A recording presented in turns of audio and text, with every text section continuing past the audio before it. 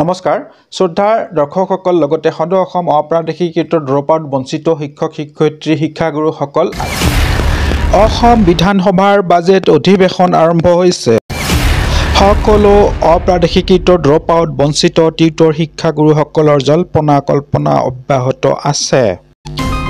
অহা 12 ফেব্ৰুৱাৰীত দাখিল হ'ব বাজেট এইবাৰ বিধানসভাৰ মজিয়াত 10-12খন বিধেয়ক উত্থাপন হোৱাৰ সম্ভাৱনা আছে অৱশ্যে এতিয়ালৈ মাত্ৰ দুখন বিধেয়কহে উত্থাপনৰ বাবে দাখিল হৈছে পৰ্যটন আৰু শিক্ষা বিভাগৰ এই দুখন বিধেয়ক অধিৱেশনৰ প্ৰথম দিনাই উত্থাপন হ'ব আনহাতে অহা 12 ফেব্ৰুৱাৰীত বিত্তমন্ত্ৰী অজন্ত নেওগে 2024-25 বৰ্ষৰ বাজেট দাখিল কৰিব 13 আৰু 14 ফেব্ৰুৱাৰীত বাজেট সন্দৰ্ভত বিতৰ্ক হ'ব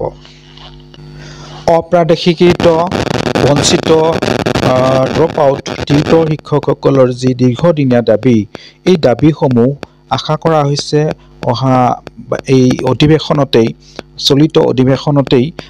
12 তাৰিখৰ যি বাজেট দাখিল হ'ব তাত অন্তৰ্ভুক্তি কৰিব বুলি আশা কৰা হৈছে যাতে অসম চৰকাৰে এই দুৰ্ভগীয়া শিক্ষকসকল বিশেষকৈ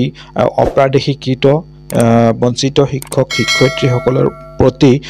অসম চৰকাৰে শুভ দৃষ্টি দিব আৰু যাতে এই সকল জিয়াটো ভুগি থাকিব নালাগে দীৰ্ঘদিনীয়া এক জ্বলন্ত সমস্যা এই অপ্ৰাদেশিকৃত আৰু বঞ্চিত শিক্ষকসকলৰ এক জ্বলন্ত সমস্যা এই সমস্যাৰ যাতে ওৰ পৰে অহা বাজেটত কমসে কম 17-18 চনৰ যি এক্ট প্ৰভিন্সিয়েলাইজেশ্যন এক্ট সেই এক্টটো যদি পূৰ্ণ সংশোধন কৰা হয় এমেণ্ডমেণ্ট কৰা হয় তেন্তে আশা কৰা যাব যে হয়তো অহা এবছৰৰ ভিতৰত এই শিক্ষক শিক্ষয়িত্ৰীসকলৰ সমস্যাৰ ওৰ পৰিব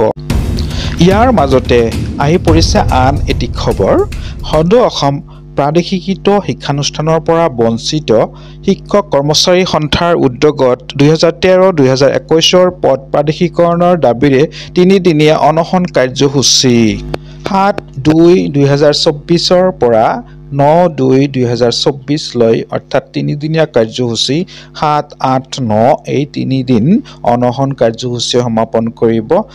আৰু স্থান হৈছে সচল গুৱাহাটী অসম উল্লেখযোগ্য যে যোৱা 2023 চনৰ 4 ডিচেম্বৰৰ পৰা 22 ডিচেম্বৰলৈকে অনশন কাৰ্য সমাপন কৰিছিল অনশন ধৰ্ণা কাৰ্যসূচী হাতত লৈছিল আৰু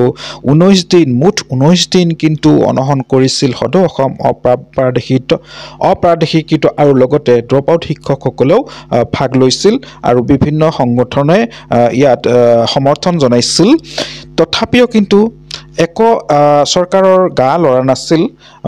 ভ্ৰক্ষেপ কৰা নাছিল চৰকাৰৰ অকণমান দয়াৰ ভাৱ জাগি উঠা নাছিল আৰু অহাকালিৰে পৰা অৰ্থাৎ 7-2-2024 পৰা যি অনশন কাৰ্যসূচী বঞ্চিত শিক্ষকসকলে হাতত লৈছে এয়া কিমান দূৰ কৃতকাৰ্যতা লাভ হ'ব তেখেতসকলে যে কিমান কৃতকাৰ্য হ'ব সেয়া সময়ে ক'ব তথাপিও এই লাঞ্ছিত বঞ্চিত শিক্ষক শিক্ষয়িত্ৰীসকলে মনত বুকুত আশা এটা লৈ অহাকালিৰ পৰা অনশনত বহিব আশা ৰাখিছোঁ তেখেতসকলৰ মনোবাঞ্ছা পূৰণ হওক আৰু লগতে সদৌ অসম অপ্ৰাদেশিকৃত আৰু ড্ৰপআউট বঞ্চিত যিমান ধৰণৰ আছে সমস্যা সকলোৰে সমস্যাৰ সমাধানৰ ওৰ পৰক বাজেটত এই কথা উত্থাপন হওক সজোৰে আৰু এই সমস্যাৰ সমাধান হওক আমাৰ এই চেনেলৰ যোগেদি অসম চৰকাৰক বিশেষভাৱে বিনম্ৰভাৱে অনুৰোধ জনোৱা হ'ল যে যাতে এই দুৰ্ভগীয়া শিক্ষক শিক্ষয়িত্ৰীসকলৰ সমস্যাৰ সমাধান কৰি দিয়ে আৰু একমাত্ৰ চৰকাৰেহে পাৰিব এওঁলোকৰ সমস্যাৰ সমাধান কৰিব গতিকে চৰকাৰলৈ বিশেষভাৱে অনুৰোধ থাকিল এই দুৰ্ভগীয়া শিক্ষকসকলৰ সমস্যাৰ সমাধান কৰি দিয়াৰ বাবে আন এটি ভিডিঅ'ত লগ পোৱাৰ আশাৰে আজিলৈ ইমানতে এৰিছোঁ ধন্যবাদ জয় আই অসম